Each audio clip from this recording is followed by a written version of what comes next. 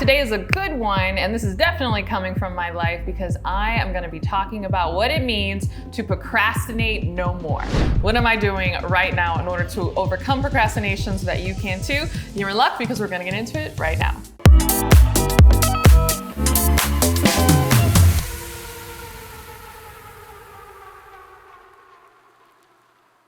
Hey, Courtney Sanders here. Welcome back to my podcast. If you are listening to this on iTunes or Spotify, you can always come over to my YouTube channel where you can see my crazy facial expressions and maybe even some video clips from my life that illustrate all the points I'm going to be making today. And in fact, today is a good one, and this is definitely coming from my life because I am going to be talking about what it means to procrastinate no more. And so if you've been around my channel for any amount of time, you know that I tell this story all the time around how I really got my start in life coaching through the arena of self-discipline. And I had really taught myself self-discipline. I had this whole backstory of how I lost my full ride engineering scholarship, really pursuing entrepreneurship. And so I really had to buckle down and learn self-discipline principles from various self-help books. And my first introduction to a life coach was around this arena of self-discipline. And so I decided to offer a training product to help other millennial women with their self-discipline, which really kind of blew up my business at the time. It was like my first breakout hit. So I am intimately acquainted with this concept of, self-discipline and really overcoming procrastination. And so I wanted to do a video about this because, each time you hit a new level, there's a new way that procrastination can kind of like slip in the back door. And so it's important that you always really want to stay on top of it. And so I wanted to do this video because these are the things that are working for me now. And these are new things that I've learned. I mean, literally within the last few weeks that have really upped my focus, really upped my self-discipline, and really eliminated a lot of my procrastination. So if you want to know what's working now, what am I doing right now in order to overcome procrastination so that you can too, you're in luck because we're going to get into it right now. All right, so I know I said that I'm gonna share some new strategies, and I am, but I'm first gonna get started by sharing an oldie but goodie because it's so important, and I feel that not enough people really take this seriously, and that is I begin with the big picture. So in fact, I have an entire video all around how to set goals like a millionaire, where I talk about this process in more detail, but specifically, part of how I eliminate procrastination is I make sure at any given time, I know why I am engaged in a particular, activity. Even recording these videos, if you've been around my channel for any amount of time, you know that I batch record my content. And that can mean some pretty long days here at my studio shooting all of these videos at once, right? As a busy wife and mom, running around after 2 kids, it's not really feasible for me to shoot videos every day. So I try to knock them out at one time. But, there's a lot of times where I want to procrastinate because I'm like, oh my goodness, who wants to shoot all these videos in a row? My throat is going to be, sore because I'm talking so much. So I'm intimately acquainted with at least the prospect of procrastination, even when it comes with these YouTube videos.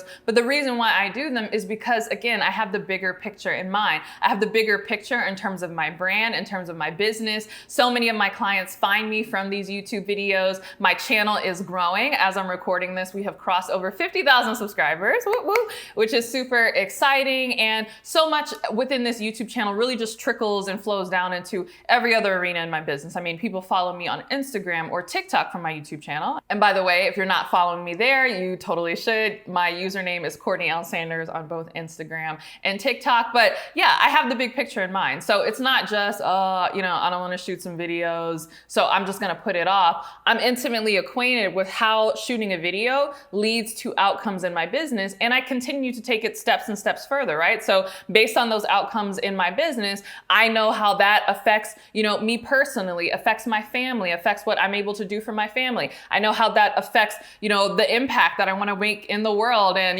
what I believe my calling is. So I really take it to the true big picture of what I, feel that I'm here on this earth to do. And I can map it all the way down to a very small activity, which is simply shooting a YouTube video. So I do this with everything. Like I'm really obsessed with tracking what the little task that I'm doing is connected to in the grand scheme of things. And I find that most people don't do this, whether it's, mundane things that you get really annoyed about, like picking up dry cleaning or meal prepping, or those kind of routine, consistent things that we have to do over and over again just to kind of like keep our lives running, right? I make sure that I am always connecting those things to the bigger picture. And that really helps me not procrastinate, because I don't want to procrastinate on my ultimate goals, right? And I'm very clear on what my ultimate goals are. I think we kid ourselves by thinking like, oh, if I don't, work out this one time, or if I don't, meal prep this evening, it's not a big deal. Or, we come up with all these excuses because we think about like how small something is, and we think that it doesn't have, a big effect down the road, but that is simply not true. And in fact, part of the reason why I say this strategy is kind of an oldie but goodie is because I learned about this in the book, The Slight Edge. So definitely check out that book. That book has been around for a really long time, but it's very, very good. And it talks about how in the beginning, two people who are taking small actions, or rather two people who have a particular goal, but one person is taking small actions towards that goal and one person is taking small actions away from that goal, for a long time, those people are not gonna look much different, right? So I'll use a health example, right? Think about the person who, eats a lot of sugar, right? They're always having treats, and it doesn't seem like a big deal. Every night for dinner, or after dinner rather, they're having an extra scoop of ice cream, right? And then you think about the person who, not only are they not having a scoop of ice cream, but for one meal a day, they're gonna substitute a salad instead of something unhealthy, right? Initially, those people aren't going to look much different. There might not be a big difference in, their health or whatever it is that they have going on. But the book, The Slight Edge, talks about how over time, those small actions that we take start to compound, and the gap gets bigger and bigger. So in the beginning, say the first 3 months, you might not notice a big difference between the person who has a scoop of ice cream every evening and the person who swaps one meal for a salad. But say 5 years down the road, you might notice an extraordinary difference, right? Maybe, the person who had this habitual sweet tooth and they were compounding, who knows? They might have some sort of, health issue related to the overconsumption of sugar, where the person who has been eating, that salad every single day, maybe their blood pressure is much lower and they're at a healthy body weight and they're able to, do more, run around with their kids or achieve marathons or all these other goals that they're now able to achieve because of that one small action that they took on a consistent basis. We also see this when it comes to money, right? So think about the person who every month invests just a little bit. Maybe they say, you know what, I'm just going to put $100 away. I'm going to invest it in an ETF, right? An exchange traded fund in the stock market. And then maybe someone else who just overspends by $100. Maybe they're always putting an extra $100 on their credit card and they're like, oh, it's not a big deal. I'm going to be able to pay this off in no time. Again, the first few months, you're not going to notice a big difference. But again, 5 years down the road, the person who has been investing money is going to have a lot of money available, and the person who's been overspending every month is going to be deeply, deeply in debt. So really check out that book, The Slight Edge, because it really brings this concept to life. But part of how I make sure that I am keeping that slight edge in mind is that I keep the big picture in mind, right? And I understand what my goals ultimately are so that I can look at each of the individual tasks that I am doing, and I know that that is a singular task that is going to compound over time to ultimately get me to what my goals are. And it makes it that much harder for me to blow stuff off, even when I'm tired, even when I don't want to do it, because again, I know what the big consequences are. And so it just makes it that much easier for me not to procrastinate. All right, the next strategy that you really want to focus on if you want to get over procrastination is you want to break it down into bite-sized bits. And the reason this is important is because you actually want to focus on micro progress, not big progress. And so I say this because oftentimes procrastination comes when we just kind of throw up our hands and we're like, well, what's the use anyway? This big goal that I'm trying to achieve, I'm never going to get there. Again, what does it matter if I, blow off this particular action today? I'll get on it tomorrow. If you focus your attention to not the big goal, but just being consistent with the micro goal and focusing on those micro bits, you will be really amazed at where you end up. In fact, I'm currently doing this for a goal that I have, a fitness goal. You guys know that I'm a Peloton mom. I love riding on my Peloton. And so I have goals in terms of rankings on the Peloton bike. So if you're not familiar with Peloton, part of the thing that makes it great, especially if you're mildly competitive like me, is that they will show you the real-time rankings between you and all the other riders who are actively doing a particular ride and who have ever done that ride. And I notice that every time I get on the bike, it doesn't matter like what type of ride that I do, I usually end up somewhere in the middle. Like I'm smack dab in the middle of the rankings, whether it's a 20-minute ride, a 30-minute ride, a hit ride, a climb ride. I'm like, oh, I finish, I work so hard, I always just end up right in the middle. And so I told myself I had a challenge where I wanted to start breaking into like the upper levels of those rankings. And so I am really focused on hitting that goal, but instead of thinking about this big goal of where I want to rank, I micro focus, not just on the ride, but I micro focus on the particular set that the instructors have us do. So if it's like a 30-minute ride, they might have 10 3-minute sets within that ride where you're doing high intensity and then you're taking a break and you're doing high intensity and then you're taking a break. Instead of focusing on the entire ride, which can be overwhelming, especially if you're thinking like, oh my goodness, I have to keep this pace up for 30 minutes. It's going to be very difficult. How am I ever going to beat, the middle rankings?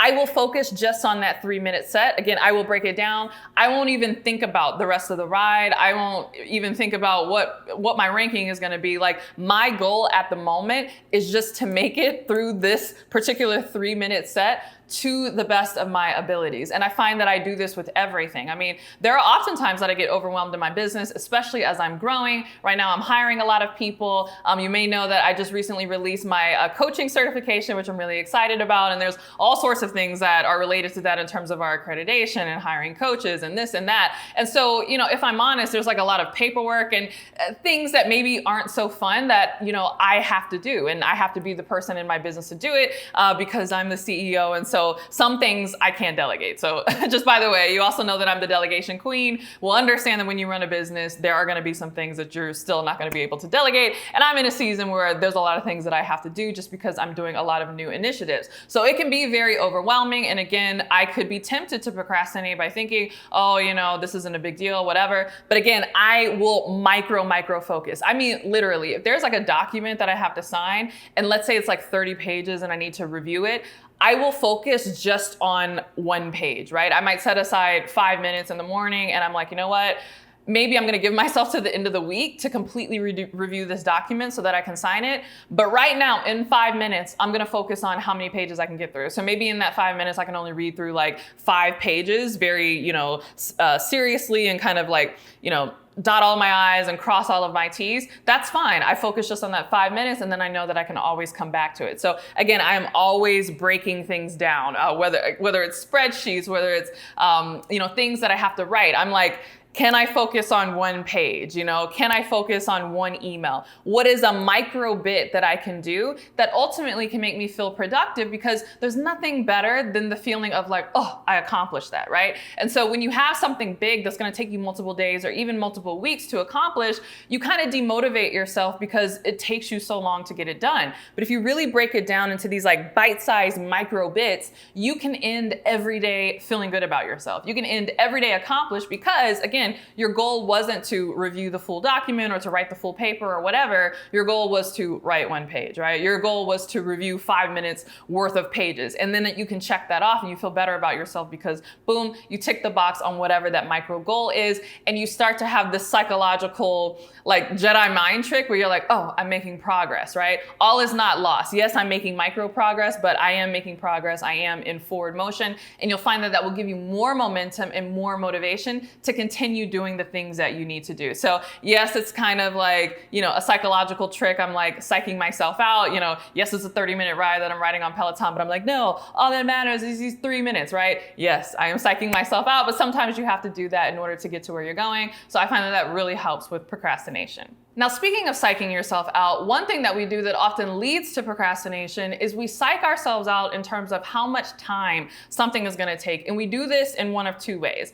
I know, and maybe you can raise your hand if you've ever experienced this, I have definitely overestimated how much time something is going to take, and I keep putting it off, right? I procrastinate because I'm like, oh my goodness, this is just going to like take me forever. And finally, when I buckle down and sit down and do it, maybe there's a looming deadline. I'm like, oh my goodness, I have to get this thing done. I, say, okay, I'm really going to tackle this. And then I tackle it and I realize that it only took me 5 minutes to do it. Have you ever done that? Like, isn't that the worst where you're like, I put this thing off for 3 weeks and it literally took me 10 minutes to do it. Why didn't I just do it, right? Because we're overestimating how much time it's going to take. But we also do this in the reverse. Oftentimes we will underestimate how long something is going to take and we keep blowing it off because we're like, oh, that thing is super quick. Yeah, I could have done it today, but it's not going to take me that long to, reply to XYZ email. I have definitely done that. And then when I finally sit down and like, oh, I got to reply to this email, the deadline is tomorrow. And I look at the email and I'm like, oh my goodness, it's like multiple multiple deliverables that I need to reply with, and it's definitely going to take me more time than I thought. I thought this was going to be a 5-minute thing, and this is going to be a whole day thing because I got to go find documents and talk to my team and, compile all the stuff that the person is asking in order to have a reply. So the big thing is you want to make sure that you are realistic with time. You're realistic in terms of how much time it's going to take you. And so this will come with practice. I like to give myself a little more time than is needed, and then, I'm pleasantly surprised if I'm able to finish it quicker. But you also don't want to psych yourself out where you're looking at little tasks and you are making them so huge in your mind that you never get started. And so part of how you do this is you actually track your time. So when I look at my to-do list, I will put next to each task the estimated hours that I believe that it is going to take me. And I'll do this in like 15-minute increments. So I'm a geek, right? I will either use a spreadsheet or really enjoy using Notion, which is a software that is kind of spreadsheet-like. But I like it because I can say, 0.25 hours, right? That's 15 minutes, or 0.5 hours, that's 30 minutes.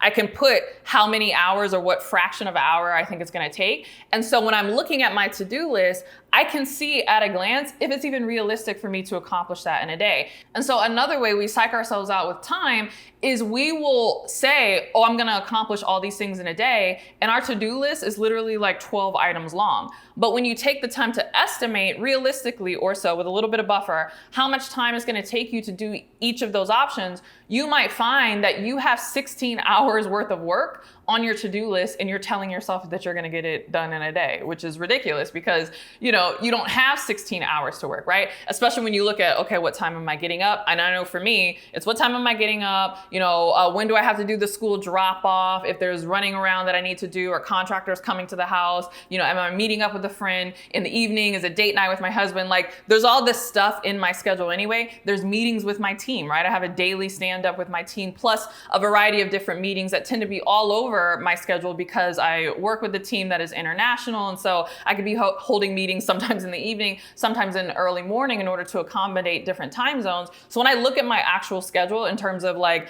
how much time or what blocks of time I actually have to like just focus and get work done, oftentimes it's only like 3 hours or 4 hours, even though, it might look like I have so much space on my calendar because I work from home, right? Everybody thinks, oh, if you work from home, you have like 1 million hours to work on work. And that's just not true. Oftentimes when you work from home, you're the de facto, again, parent that the school is calling, you're the de facto person letting all the contractors in. Like you get really distracted with a lot of different things. And so, my actual work time is relatively limited. And so it doesn't make sense for me to have this long to-do list that has 16 hours worth of work on it. And then I'm looking at my, daily time allotment. I'm like, wow, I really only have 3 hours to get any work done. So I find that this really helps you overcome that feeling of helplessness that often leads to procrastination because you keep writing down your to-do list and you keep not making any progress and not getting anything done. And you kind of throw up your hands and you're like, well, what's the point? Because every time I try to tackle this to-do list, I never make any progress. Right. You never make any progress because your to-do list is too long and you're not being realistic about the time you have and the time it's going to take you to get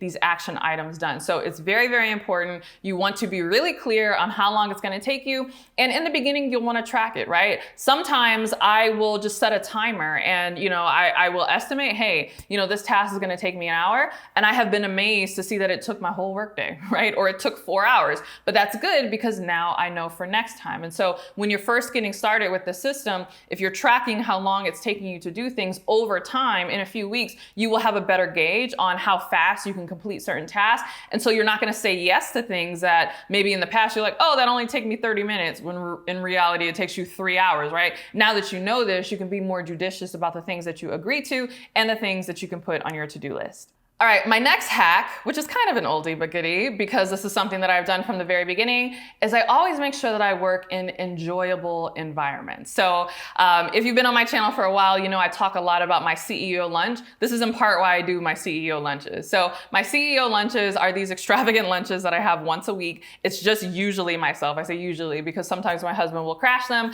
but I try to do it myself. I will not, have meetings with my team. I would just take myself to a nice restaurant somewhere in the city city, usually somewhere I haven't been before. I want to try something out, and I'll just, have a great time, right? I'm getting appetizers, I'm getting entrees, I'm getting dessert, I'm having a glass of wine. It's just really amazing. Part of the reason why I do that is because I like for my environment to feel good, because I find that it actually helps me focus. And even when I am not doing my CEO lunch, sometimes I will opt to go to a particular co-working space or a coffee shop or anywhere just to get out of the house. Sometimes I'll do, workcations, right? In fact, I have a vlog that I recently did that showed my trip in Los Angeles, which was kind of a workcation. Again, I will make sure that I am putting myself in really enjoyable environments, because if you can believe it, it's somewhat scientifically proven to help you be more productive. And so you might be like, what are you talking about?